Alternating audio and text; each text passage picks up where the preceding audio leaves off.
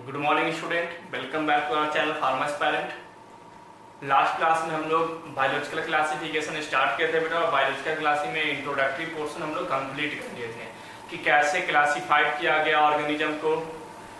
First 2 kingdom classification, 3 kingdom classification, 4 kingdom classification and 5 kingdom classification. और वो 5 kingdom classification के मैंने वो सारे नॉर्म्स क्लियर कर दिए थे, उनके ड्रॉबैक जो फुलफिल किए गए थे वो भी मैंने आपको बता दिया था। किस तरीके से क्लासिफाइड किया गया था आर.एच. व्हिटेकर के द्वारा, वो भी मैंने आपको बता दिया था।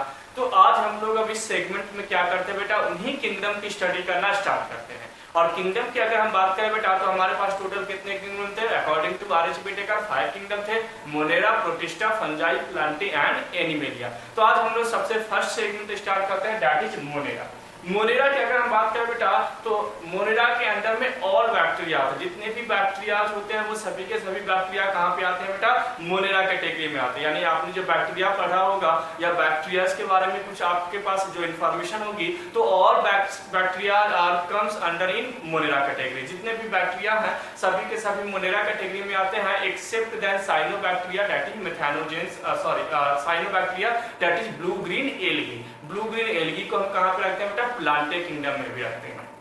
तो चलिए हम लोग जिक्र करेंगे बेटा, हम सारी चीजों को अपन डिस्कस करेंगे। फिलहाल हम लोग मोनेरा को स्टार्ट करते हैं। तो मैंने कुछ सीक्वेंस यहाँ पे बनाया है, इसी सीक्वेंस को आपको क्या करना है बेटा, फॉलो करना है। चाहे आप मोनेरा पढ़ो, प्रोटिस्टा पढ़ो, फंजाई पढ़ो, प्लांटे पढ़ो या तो एनिमेलिया पढ़ो, आपको सीक्वेंस यही याद रखना है, ताकि अगर आपके स्कूल के एग्जामिनेशन है तो स्कूल के एग्जामिनेशन में भी लिखने में आपको हेल्प मिले, और इससे रिलेटेड अगर क्वेश्चन नीट में आता है तो भी आपको सॉल्व हो जाए। सबसे पहले हमें याद रखना है बेटा कि कोई भी, जैसे मोनेरा हो, प्रोटिस्टा हो, फंजाई, प्लांटे, एनिमेलिया, कोई भी ऑर्गेनिज्म हो, किंगडम हो, तो उसका नेचर क्या है, देन उसमें नंबर ऑफ सेल कितने हैं, इसके अलावा मोड ऑफ न्यूट्रिशन उसका क्या है, देन क्लासिफिकेशन अगर है तो क्लासिफिकेशन क्या है, और classification and their examples, with examples याद रखने हैं।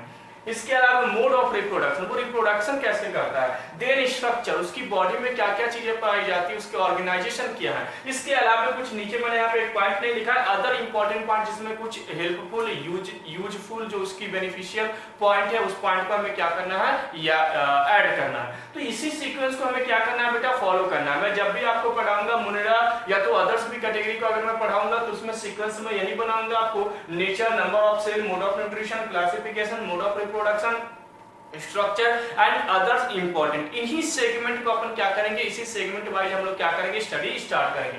और यही सेगमेंट से क्वेश्चन आएगा बेटा, या तो क्वेश्चन मोड ऑफ न्यूट्रिशन से आएगा नीट में, या तो क्लासिफिकेशन एंड देयर एग्जांपल से आएगा, या तो रिप्रोडक्शन से क्वेश्चन आएगा, या तो उनके स्ट्रक्चर से आएगा, या तो नंबर ऑफ सेल, या तो नेचर से आएगा। यानी कि यहाँ से क्वेश्चंस बनने के भी चांसेस यही हैं। तो हमें सबसे पहले तो वो सीक्वेंस को फॉलो करना चाहिए। देखिए, अगर आप स्टडी कर रहे हो, अगर आप नीट का प्रिपरेशन करना चाहते हो, अगर आप कोई कॉम्पिटिशन का प्रिपरेशन करना चाहते हो, तो मैं हमेशा बताता हूं कि वहां पर हमें स्मार्ट तरीके से पढ़ाई करनी होती है। क्योंकि ऐसा नहीं है कि दूसरे जगह के बच्चे अप्रोक्स 12 to 15 लाख स्टूडेंट क्या करते हैं बेटा, नीट में पार्टिसिपेट करते हैं, नीट का एग्जामिनेशन देते हैं, और उनमें से कुछ ही परसेंट जो है वो क्या होते हैं बेटा, सिलेक्ट होते हैं वहां पर। तो ये मैं बता रहा हूं कि वो जो सिलेक्शन, ऐसा नहीं है कि सभी ने नहीं पढ़ा है, बहुतों ने पढ़ा, लेकिन जो स्मार्ट स्टडी करता है वही क्या करता है बेटा, वहां पर नीट का सिलेक्शन देकर के जाता है, या तो वो एमबीबीएस का ख्वाब पूरा कर पाता है। तो मेरा यही कहना है कि इसी सीक्वेंस को अगर आप फॉलो करोगे तो आपको ये जो Monera, Protista, fungi, Plantae, animalia, यानी जो ये यूनिट जो आपका है, first chapter the living bird, उसमें तो बहुत छोटी सी स्टोरी थी, सेकंड बायोलॉजिकल क्लासिफिकेशन, थर्ड है प्लांट किंगडम, फोर्थ है एनिमल किंगडम। अगर आप इसी सीक्वेंस को अप्लाई करोगे तो ये जो फर्स्ट यूनिट है बेटा आपका टोटल कंप्लीट हो जाएगा। टोटल कितने यूनिट है, 5 यूनिट, उनमें से फर्स्ट यूनिट तो हमारा क्या है, बस इस सीक्वेंस में हमारा क्या हो जाएगा, कंप्लीट हो जाएगा। तो इसी सीक्वेंस को हमें क्या करना है, फॉलो करना है। अब देखिए, अगर हम नेचर की बात करें तो अकॉर्डिंग टू आर.एच. व्हिटेकर, जब मैंने क्लासिफिकेशन आपको बताया था, तो नेचर क्या होगा बेटा, तो they all are prokaryotic in nature.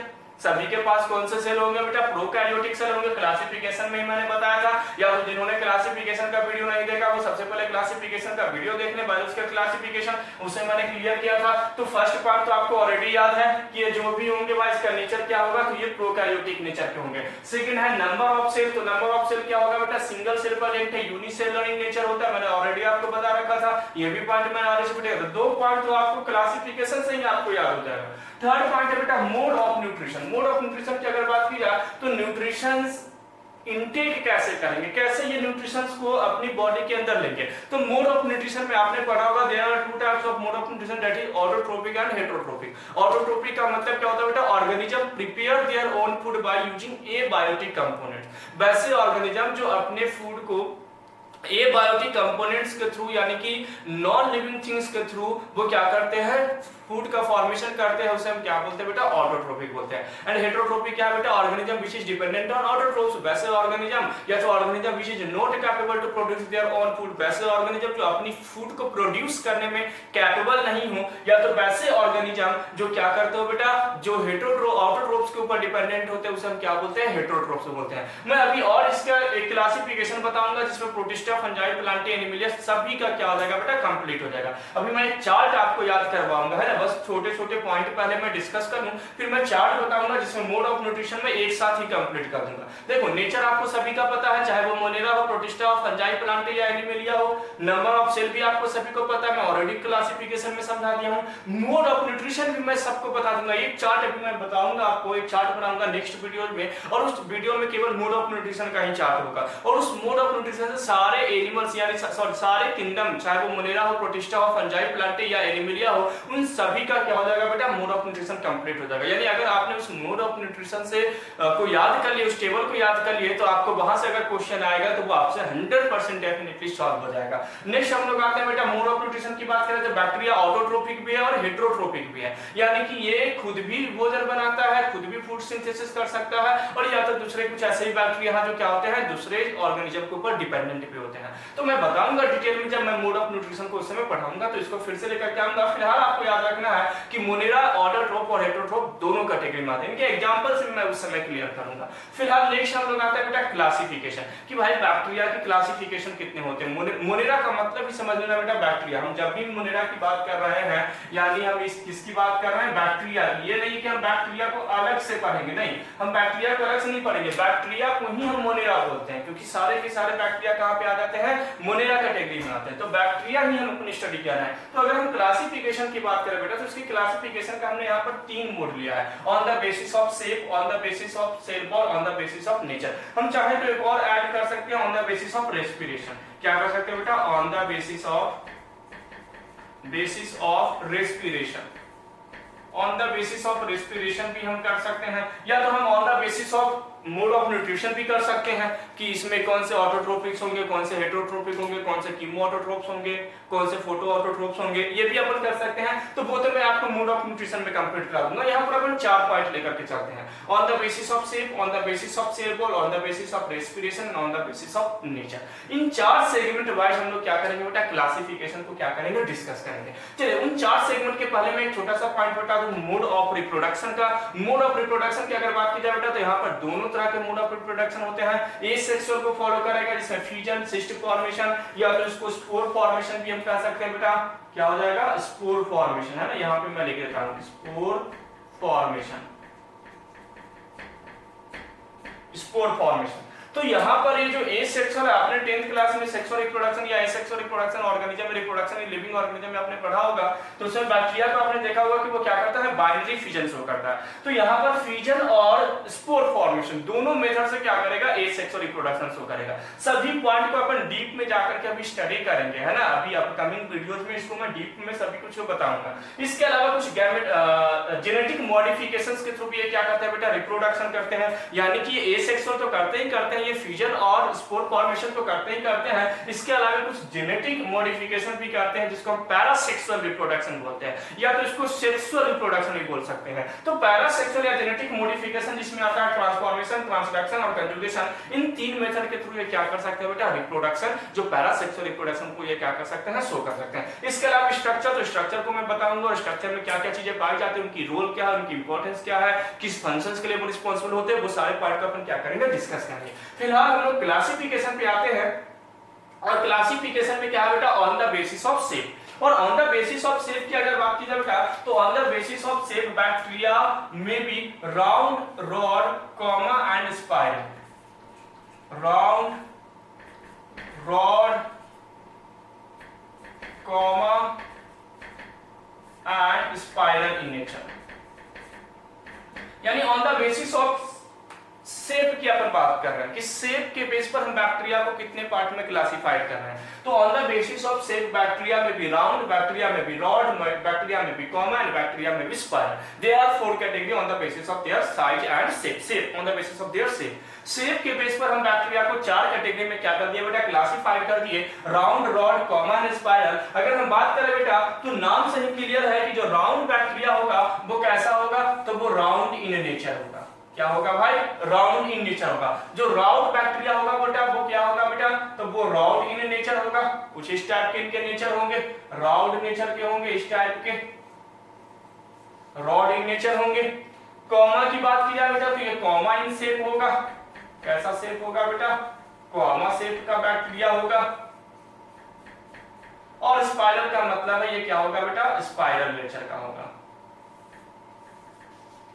आया समझ में? तो सुनना, शेप के बेस पे बैक्टीरिया को 4 कैटेगरी में क्लासिफाइड करें। बहुत इंपॉर्टेंट क्वेश्चन है, यहां से क्वेश्चंस मैं बताया कि ये सारे सेगमेंट से क्वेश्चंस बनते हैं। मोड ऑफ न्यूट्रिशन का मैं एक अलग वीडियो ही बनाऊंगा जिसमें आपको वो सारे ऑर्गेनिज्म का मोड ऑफ न्यूट्रिशन कंप्लीट कर दूंगा। अभी हम लोग क्लासिफिकेशन डिस्कस करना स्टार्ट कर रहे हैं, then mode of reproduction discuss करेंगे और उसके बाद मैं आपको स्ट्रक्चर बताऊंगा। सबसे लास्ट में स्ट्रक्चर, और स्ट्रक्चर के बाद इंपॉर्टेंट पॉइंट में बताऊंगा, तब मोनेरा अपना क्या हो जाएगा, कंप्लीट हो जाएगा। अब देखना, on the basis of shape की अगर बात की जाए तो बैक्टीरिया को हमने क्या बोला, round, rod, comma and spiral. यहां से क्वेश्चंस क्या आते हैं कि यहां से पहचानने को दिया जाता है कि कौन सा बैक्टीरिया है, this one is comma bacteria. ये बहुत ही इजीली आप क्या कर सकते हो, रिकॉग्नाइज कर सकते हो। लेकिन यहां से क्वेश्चंस क्या आते हैं इनके एग्जांपल से। और एग्जांपल की बात करें बेटा तो ऑल जितने भी कोकस बैक्टीरिया है बेटा, डाइप्लोकोकस, स्टेफाइलोकोकस, जितने भी कोकस बैक्टीरिया है, they all are round in shape. Coccus bacteria क्या होगा बेटा, राउंड शेप में होगा। रॉड शेप की अगर हम बात करें बेटा तो बैसिलस, इसका एग्जांपल क्या है बेटा, बैसिलस। बैसिलस जैसे सबटाइलिस बैसिलस बैक्टीरिया का नाम है। तो जितने भी बैसिलस बैक्टीरिया होंगे सभी के सभी रॉड शेप में होंगे। इसके अलावा कॉमा की अगर बात की जाए बेटा तो कॉमा का एग्जांपल है विब्रियो। क्या है बेटा, विब्रियो। और स्पाइरल का एग्जांपल है स्पाइरलम। स्पाइरलम। तो आपको याद क्या रखना है, आपको याद रखना है कि on the basis of shape bacteria में भी round, rod, comma and spiral.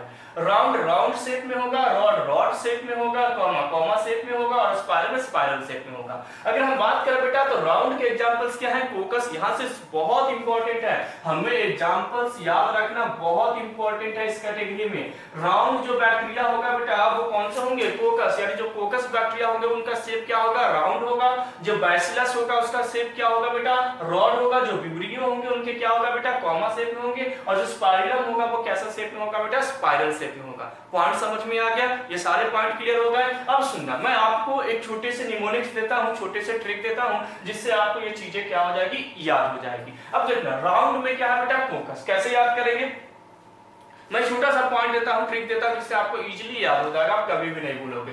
Round में क्या है बेटा, कोकस। कोकस से हम लोग क्या निकालेंगे, कोकोनट। क्या निकालेंगे, कोकोनट। तो कोकोनट कैसा होता है भाई, राउंड होता है। यानी कोकोनट का मतलब कोकस। देखो वहां पर आपके सामने 4 ऑप्शंस दिए रहेंगे, आपको सिलेक्ट करना। जैसे वहां पर पूछा which one of the bacteria is round in shape, और वहां पे 4 ऑप्शन है, कोकस, बैसिलस, विब्रियो एंड स्पाइरल। तो आपको क्या करना है, which one of the round in shape, which one of the bacteria is round in shape. तो आपको माइंड में तुरंत लगाना है कि राउंड क्या होता है, नारियल।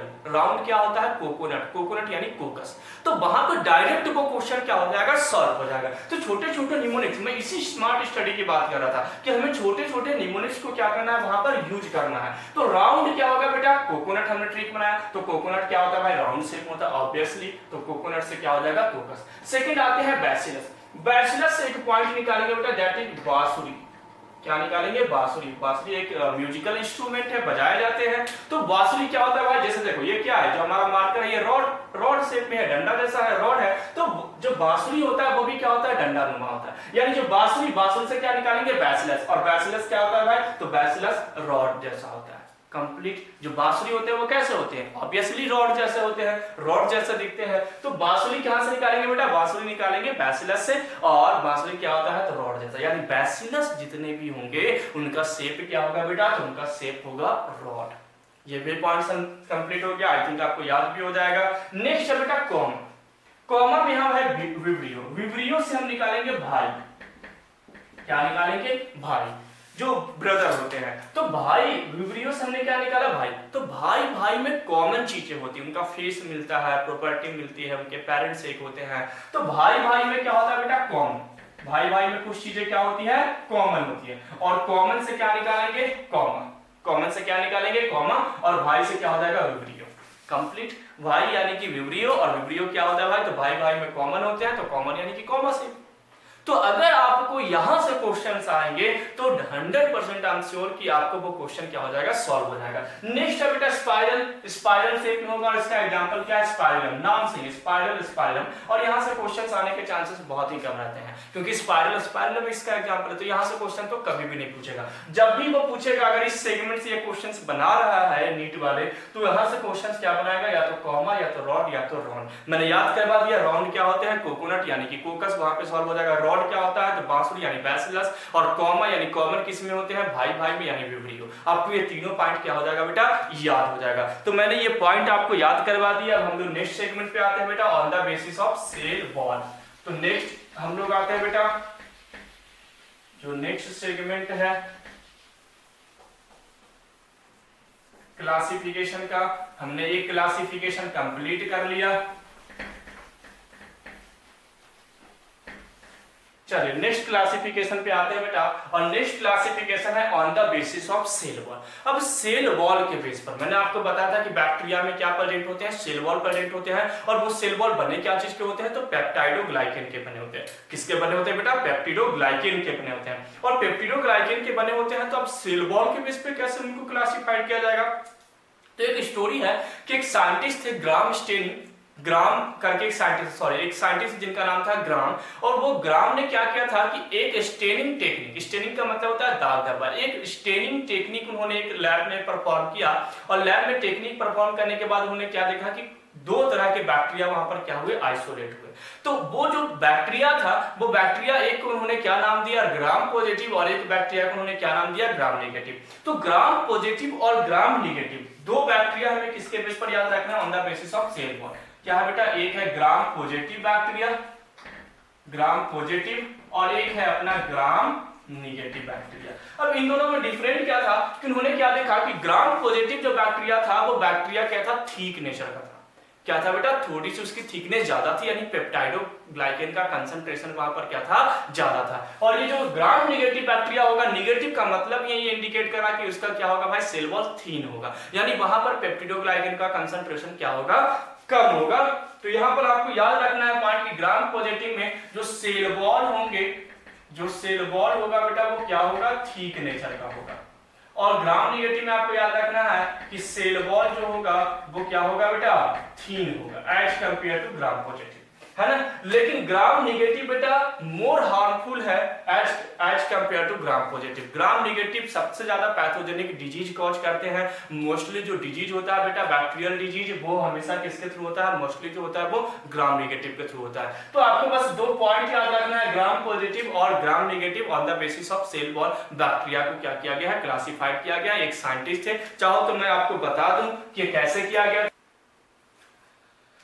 चलिए तो हम लोग क्या देखते हैं बेटा, ये जो सेल वॉल के बेस पर ग्राम पॉजिटिव और ग्राम नेगेटिव बैक्टीरिया बना था, ये एक्चुअली बना कैसे था। तो उसके लिए हम लोग एक टेक्निक पे आते हैं। एक साइंटिस्ट है बेटा ग्राम ने, तो ग्राम ने क्या किया बेटा कि एक उन्होंने क्या लिया बेटा, एक सिंपल सा मैं आपको प्रैक्टिकल समझा रहा हूं।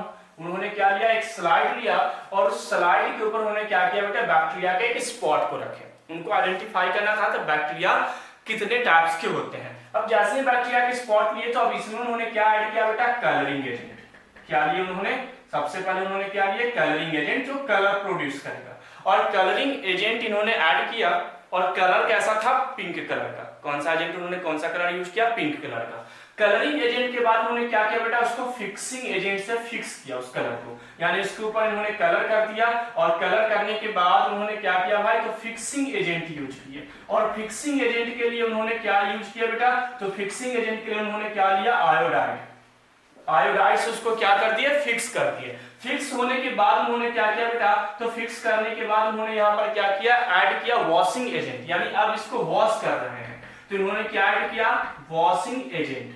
और वॉशिंग एजेंट में उन्होंने क्या यूज किया बेटा, अल्कोहल। अल्कोहल से उसको क्या किए, वॉश किए। उसके बाद उन्होंने क्या देखा वॉश करने के बाद कि कुछ ऐसे हैं जिनमें स्टेन क्या हो गया बेटा, स्टेन जो है वो क्या हो गया है, लॉस्ट हो गया है, और कुछ ऐसे हैं जिनमें स्टेन क्या है बेटा, परसिस्टेंट है, परसिस्टेंट यानी कि प्रेजेंट है। उसके बाद इन दोनों के ऊपर उन्होंने क्या किया भाई, इन दोनों के ऊपर क्या ऐड किया, तो इन दोनों के ऊपर उन्होंने काउंटर एजेंट ऐड किए, सेफ्रानिन काउंटर एजेंट ऐड किए। और काउंटर एजेंट में कौन सा ऐड किया बेटा, सेफ्रानिन केमिकल को यूज किए। और उसके बाद क्या देखे भाई, तो ये जो ये वाला था जो स्ट्रेन को लॉस्ट कर दिया था, इसने क्या किया बेटा, तो इसने अदर कलर को प्रोड्यूस किया, जबकि ये कौन सा कलर था, पर्पल कलर। यहाँ पे टर्निंग एजेंट में उन्होंने कौन सा कलर लिया था, पर्पल, तो यहाँ पे ये कौन सा कलर शो किया, पर्पल कलर।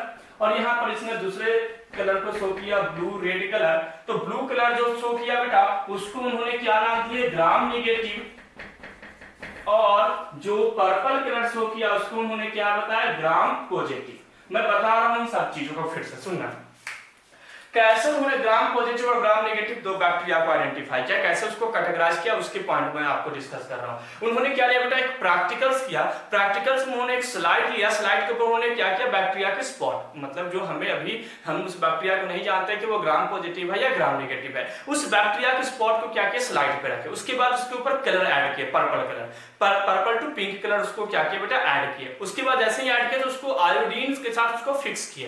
फिक्स करने के बाद उसको क्या किया, वॉश किया अल्कोहल से। तो अल्कोहल जैसे आप देखते होंगे कि आपके कपड़े पर कुछ ऐसे भी दाग लग जाते हैं, स्टेन ऐसे भी लग जाते हैं जो साफ नहीं होते हैं। तो ऐसे ही जैसे उन्होंने फिक्स किया और जैसे उन्होंने फिर वॉशिंग एजेंट अल्कोहल से साफ किया, तो कुछ ऐसे स्लाइड थे जिसने कलर को क्या कर रखा था, लॉस्ट कर रखा था, यानी उसके पूरे कलर धुल गए थे। और कुछ ऐसे थे जिनमें कलर क्या था, प्रेजेंट था। उसके बाद हम चाहें तो यहां से भी इसको आइडेंटिफाई कर सकते हैं, लेकिन उसके बाद उन्होंने एक और एजेंट यूज किया, सेफ्रानिन, जिसको हम काउंटर एजेंट बोलते हैं। इस काउंटर एजेंट में क्या देखा कि जो पहले वाला था उस काउंटर एजेंट को रिसीव नहीं किया, क्योंकि ऑलरेडी उसके पास पर्पल कलर है, क्योंकि अपने कलर को उसने लॉस्ट नहीं किया था। तो ये तो पर्पल का पर्पल ही रह गया, लेकिन जो दूसरा था बेटा वो क्या हो गया, ब्लू कलर का हो गया। तो ये तो पर्पल कलर ही रह गया और ये क्या हो गया, ब्लू कलर।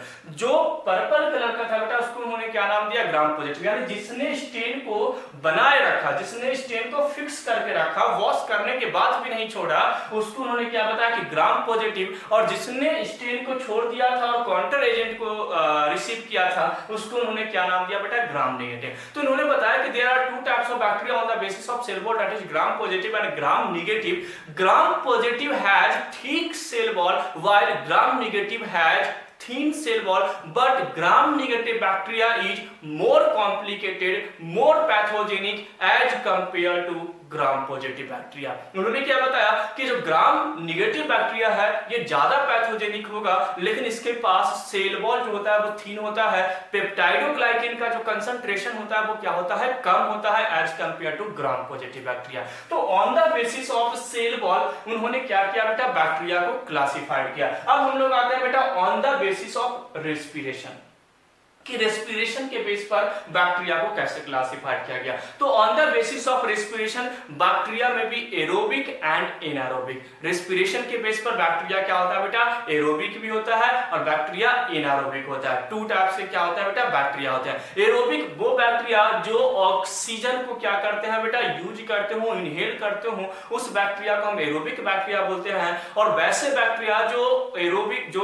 ऑक्सीजन को यूज नहीं करते हो, जिनको ऑक्सीजन की रिक्वायरमेंट नहीं होती है, उसको हम क्या बोलते हैं, एनारोबिक बैक्टीरिया। और मैं आपको बता दूं कि जो दुनिया में पहली ऑर्गेनिज्म बैक्टीरिया आई थी, जो मुनेरा आई थी, वो कैसे नेचर की थी, एनारोबिक नेचर की थी। वो पहले की जो थी वो सभी के सभी क्या थे, एनारोबिक नेचर के थे। उनको ऑक्सीजन की डिमांड नहीं थी, ऑक्सीजन की रिक्वायरमेंट नहीं थी। लेकिन आपने पढ़ा होगा कि जब ग्लाइकोलिसिस होता है, क्रेब्स साइकिल होता है, आपने रेस्पिरेशन में पढ़ा होगा, सेलुलर रेस्पिरेशन में। तो सेलुलर रेस्पिरेशन में आपने पढ़ा होगा कि माइटोकॉन्ड्रिया में ऑक्सीजन के प्रेजेंस में क्या होता है, एटीपी का प्रोडक्शन होता है, और वहां पर लार्ज अमाउंट में क्या होते हैं, एटीपी बनते हैं। तो बैक्टीरिया को मालूम था कि हम एक ग्लूकोज मॉलिक्यूल्स लेंगे तो हम केवल ग्लाइकोलिसिस के थ्रू ही क्या कर सकते हैं, एटीपी का प्रोडक्शन कर सकते हैं। बाकी जो हमारा और जो एटीपी हम बना सकते थे ऑक्सीजन के प्रेजेंस में, तो हम ऑक्सीजन ही हमारी बॉडी में नहीं है, तो हम एटीपी का प्रोडक्शन नेक्स्ट स्टेप में नहीं कर सकते हैं। तो उस केस में बैक्टीरिया जो था वो एनारोबिक से एरोबिक में क्या हो गया, शिफ्ट हो गया। यानी कि जो ऑक्सीजन की रिक्वायरमेंट जिस बैक्टीरिया को नहीं था, वो बैक्टीरिया क्या करने लगा बेटा, आगे जाकर के ऑक्सीजन को कंज्यूम करने लगा, इनहेल करने लगा।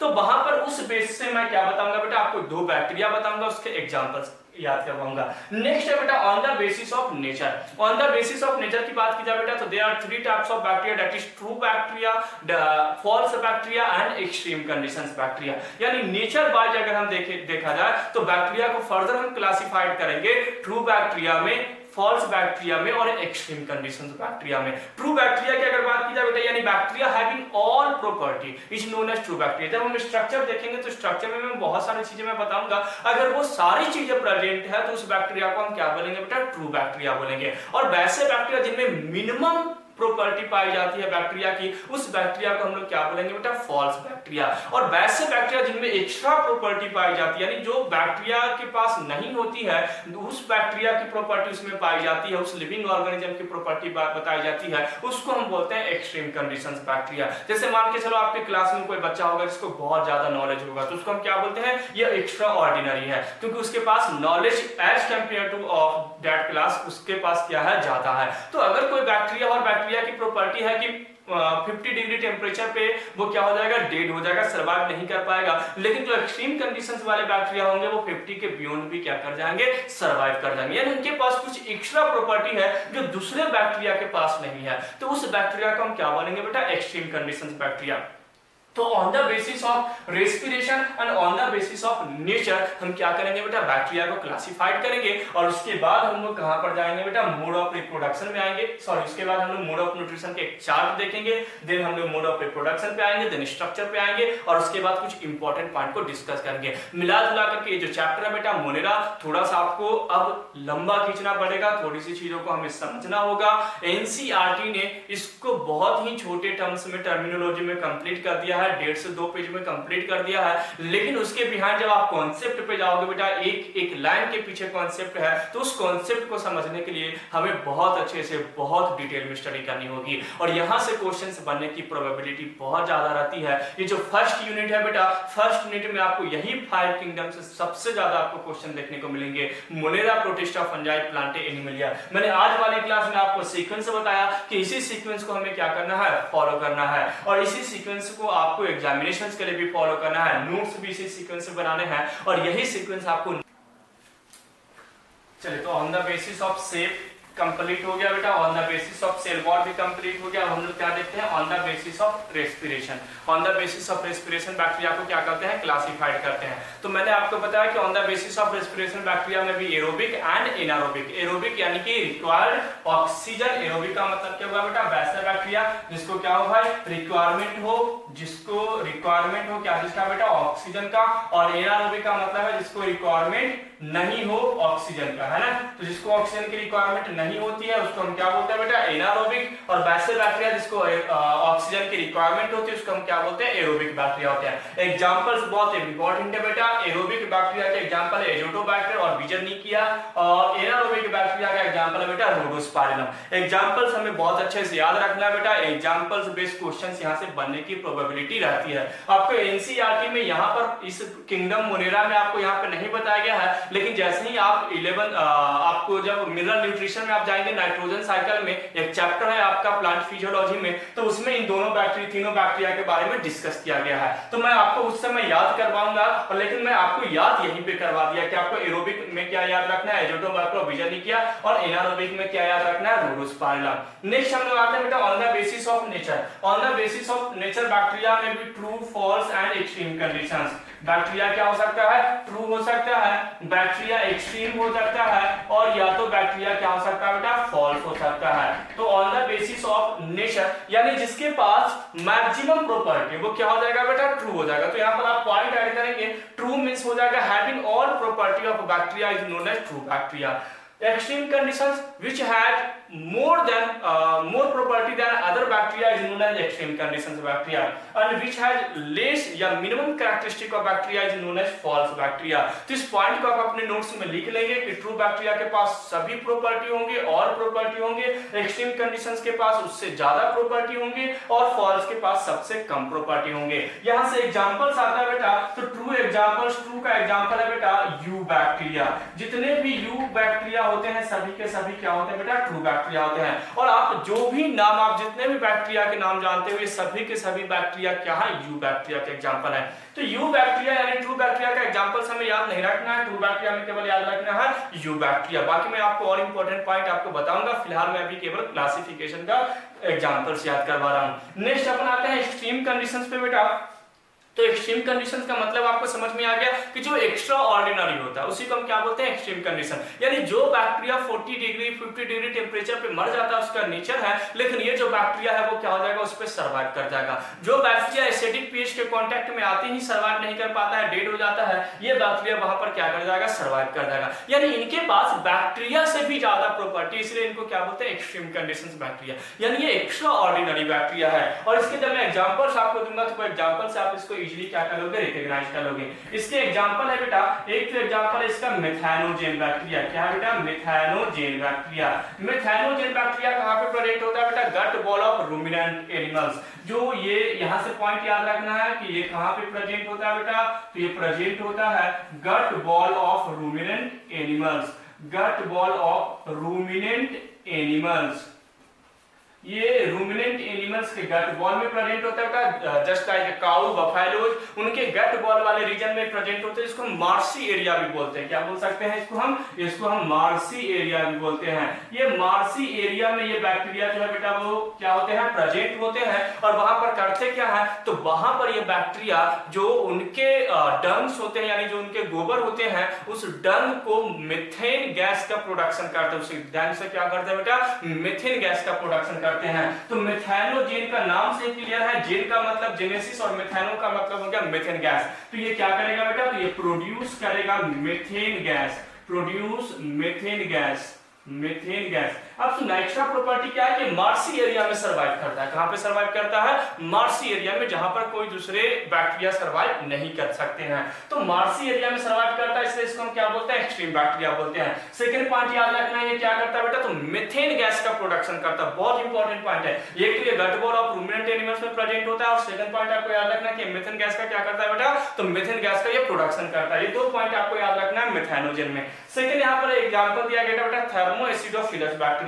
सेकंड एग्जांपल यहां पर क्या दिया गया है, थर्मोएसिडोफिलस बैक्टीरिया, थर्मोएसिडोफिलस बैक्टीरिया। तो यहाँ पर सेकंड बैक्टीरिया का थर्मोएसिडोफिलस, और नाम से क्लियर है, थर्मो का मतलब टेम्परेचर, एसिड का मतलब हो गया एसिडिक पीएच, और फिलस का मतलब होता है बेटा सर्वाइव करना, उसका हैबिटेट। यानी वैसे बैक्टीरिया जो हाई टेम्परेचर पे, हाई एसिडिक पीएच पे क्या कर जाए, सर्वाइव कर जाए, उसे हम क्या बोलते हैं बेटा, थर्मोएसिडोफिलस बैक्टीरिया। तो मोस्टली जो बैक्टीरिया होते हैं वो एसिडिक पीएच के कांटेक्ट में जाते ही क्या हो जाते हैं, डेड हो जाते हैं। आपने पढ़ा होगा डाइजेशन में कि हमारी बॉडी जैसे ही हम फूड को इनहेल करते हैं, तो फूड को जैसे इंजेस्ट करते हैं तो वो बॉडी में जाती है, तो स्टमक क्या करता है, HCl का प्रोडक्शन करता है। और वो HCl क्या होता है भाई, तो एसिड होता है, हाइड्रोक्लोरिक एसिड। और वो एसिड के कांटेक्ट में आते ही जो भी फूड में माइक्रोब्स प्रेजेंट होते हैं वो क्या हो जाते हैं, डेड हो जाते हैं। यही आपने कॉन्सेप्ट पढ़ा होगा, और ये बिल्कुल एक्चुअल कॉन्सेप्ट है। तो अगर हम बात करें थर्मोएसिडोफिलस की, तो थर्मोएसिडोफिलस बैक्टीरिया बेटा ये उस पीएच पे क्या कर जाएगा, सर्वाइव कर जाएगा। यानी जो हाइड्रोक्लोरिक एसिड है उसके कांटेक्ट में आने पर भी ये बैक्टीरिया क्या कर जाएगा, सर्वाइव करेगा, ये डेड नहीं होगा। तो यहाँ पर थर्मो का मतलब हुआ बेटा टेम्परेचर, और थर्मो टेम्परेचर लगभग 110 डिग्री सेल्सियस। यानी अगर 50 डिग्री के ऊपर बियॉन्ड एबव जाए तो वहां पर हम क्या देखेंगे कि बैक्टीरिया ऑलमोस्ट क्या हो जाता है, डेड हो जाता है, वो सर्वाइव नहीं कर पाता है। लेकिन ये जो बैक्टीरिया है अप्रॉक्स 110 यानी 110 डिग्री सेल्सियस टेम्परेचर को भी क्या कर लेता है, फेस कर लेता है। एंड लेस देन 2 pH पर भी ये क्या कर जाता है बेटा, सर्वाइव कर जाता है। यानी 2 से नीचे भी pH यानी कि acidic pH, highly acidic pH पर भी अपने आप को क्या कर लेता है, सर्वाइव कर लेता है। इसीलिए इसका नाम पड़ा थर्मोएसिडोफिलस बैक्टीरिया, और इसीलिए इस बैक्टीरिया को हम बोलते हैं एक्सट्रीम बैक्टीरिया, क्योंकि औरों से ज्यादा इसके पास क्या है, प्रॉपर्टी है। जहां दूसरे बैक्टीरिया सर्वाइव नहीं कर पाते हैं जिस कंडीशन पे, उस कंडीशन पे ये बैक्टीरिया क्या कर जाता है, सर्वाइव कर जाता है। तो ये सेकंड एग्जांपल हो गया आपके एक्सट्रीम बैक्टीरिया का। थर्ड एग्जांपल यहाँ पर है बेटा, ये मेथानोजेंस हो गया, थर्मोएसिडोफिलस हो गया, हैलोफिलस बैक्टीरिया। सेकंड थर्ड क्या बेटा, हैलोफिलस बैक्टीरिया। हैलोफिलस का अगर हम बात करें तो हैलो का मतलब क्या होता है बेटा, सॉल्ट। हेलो का मतलब क्या होता है, सॉल्ट होता है। ये वो बैक्टीरिया है जो सॉल्टी रीजन में भी क्या हो जाएंगे, सॉल्ट के प्रेजेंस में भी क्या हो जाएंगे बेटा, ये सॉल्ट के प्रेजेंस में भी क्या रहेंगे बैक्टीरिया, अपने आप को सर्वाइव कर लेंगे। तो कैसे अपन याद करेंगे, हेलोफिलस का मतलब हुआ कि सॉल्ट के प्रेजेंट में भी सर्वाइव कर जाएंगे। जैसे आपने सुना होगा कि घर में जो पिकल्स होते हैं, जो अचार होते हैं, उसमें क्या डाला जाता है, नमक डाला जाता है ताकि माइक्रोब्स उस पे ग्रोथ नहीं करे। लेकिन ये जो बैक्टीरिया है बेटा वो क्या कर जाएगा, उस टेम्परेचर उस सॉल्टी रीजन में भी क्या कर लेगा बेटा, सर्वाइव कर लेगा। इसलिए इसका नाम क्या रखा गया है, एक्सट्रीम बैक्टीरिया के अंडर में इसको क्या किया गया है, कंसीडर किया गया है। और इसका नाम क्या है, हेलोफिलस। फिलस का मतलब हैबिटेट और हेलो का मतलब हो गया सॉल्टी रीजन। नेक्स्ट है बेटा फॉल्स बैक्टीरिया। और फॉल्स बैक्टीरिया के पास है यानी कि मिनिमम प्रॉपर्टी होगा बैक्टीरिया का, और इसका बेस्ट एग्जांपल है बेटा अपना साइनोबैक्टीरिया। कौन सा बैक्टीरिया, साइनोबैक्टीरिया। और साइनोबैक्टीरिया की अगर हम बात करें बेटा तो इसको और कौन से नाम से जानते हैं, ब्लू ग्रीन एल्गी। क्या बोलते हैं बेटा, ब्लू ग्रीन एल्गी। अगर हम साइनोबैक्टीरिया की बात करें तो साइनोबैक्टीरिया में क्या है, ब्लू ग्रीन एल्गी। अब सुनना, ये जो बैक्टीरिया है एक्चुअली में ये यूकैरियोटिक नेचर का होता है। ये बैक्टीरिया क्या होता है, यूकैरियोटिक नेचर का होता है। ये बैक्टीरिया ये जो बैक्टीरिया है साइनोबैक्टीरिया, ये फोटोसिंथेटिक नेचर का होता है, यानी ऑटोट्रोपिक होता है, ये फोटोसिंथेसिस परफॉर्म कर सकता है। इसको एल्गी कैटेगरी में रखा गया है, यानी प्लांट कैटेगरी में रखा गया है। लेकिन इसके पास जो सेल है वो क्या है, प्रोकैरियोट्स। इसके पास जो सेल क्या है, प्रोकैरियोट्स। और अकॉर्डिंग टू आरएचबी टेकर, जिसके पास भी प्रोकैरियोटिक सेल होते हैं उस बैक्टीरिया को हम कहां पे कंसीडर करते हैं, मोनेरा में। दैट्स व्हाई ये जो साइनोबैक्टीरिया है इसको हम कहां पे कंसीडर करते हैं बेटा, मोनेरा कैटेगरी में कंसीडर करते हैं। और इसके पास एकमात्र प्रॉपर्टी, इसके पास प्रोकैरियोटिक सेल है, इसलिए इसको हम कहां पे रखते हैं, फॉल्स बैक्टीरिया के अंदर में रखते हैं। तो जो क्लासिफिकेशन का पैटर्न था, on the basis of shape, on the basis of respiration, on the basis of cell wall, on the basis of nature, हमने क्लासिफिकेशन को क्या कर लिया, कंप्लीट कर लिया। अब आपको क्या करना है बेटा, अब हम लोग आएंगे मोड ऑफ न्यूट्रिशन में। तो नेक्स्ट वीडियो में जब भी बनाऊंगा तो उसमें मैं आपको मोड ऑफ न्यूट्रिशन के वो पूरे चार्ट याद करवा दूंगा, जिसमें आपके पूरे किंगडम्स क्या हो जाएंगे, कवर हो जाएंगे। Thanks for watching farmers parent.